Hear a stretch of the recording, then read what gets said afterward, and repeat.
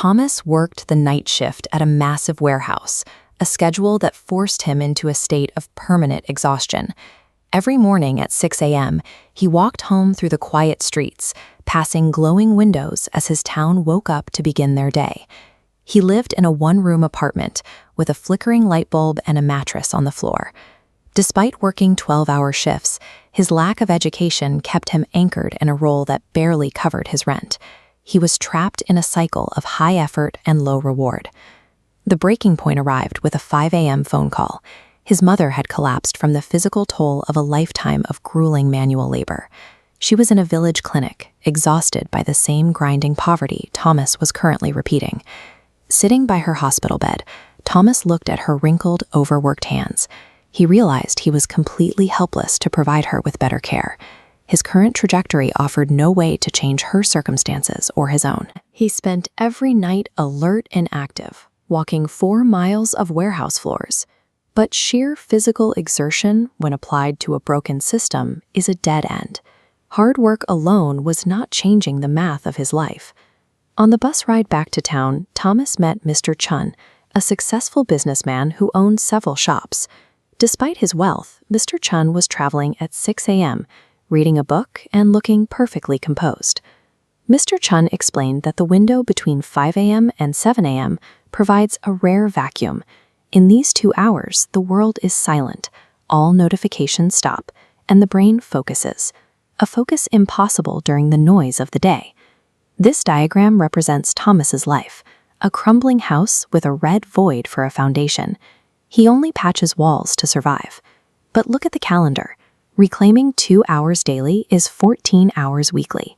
Annually, that compounds into 3 extra months of productive time. Shifting from a life of reaction to a life of construction requires reclaiming the quietest hours of the day.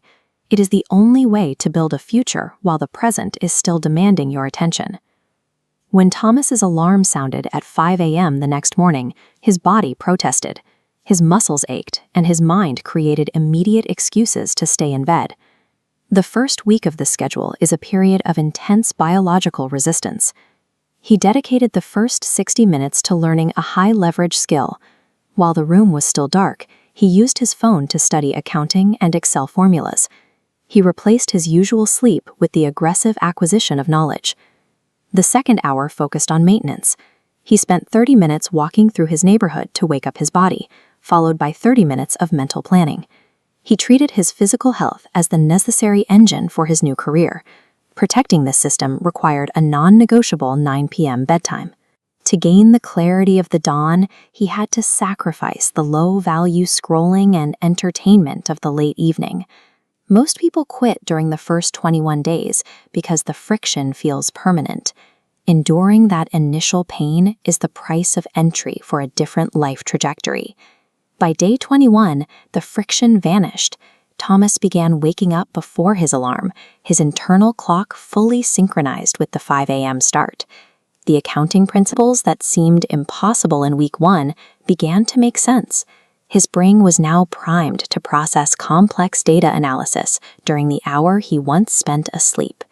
In the second month, the environmental benefits became clear. He lost weight from the daily walks and found a sense of peace in the quiet streets that carried over into his night shifts. Thomas applied his morning studies to his job, creating a digital inventory spreadsheet that solved a years-old organizational problem for the warehouse. He was now providing value that far exceeded his job description. Consistent, focused work performed in total solitude eventually becomes visible to the rest of the world. 90 days of discipline had transformed him into a different type of employee.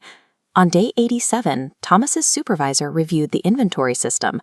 The warehouse manager was stunned that a security guard had mastered the bookkeeping skills necessary to fix their logistics. Management offered Thomas a new daytime role in the accounting department. The promotion doubled his salary and permanently ended his 10-year cycle of working through the night. The increased income allowed him to move his mother into a comfortable apartment and pay for the medical specialist she required.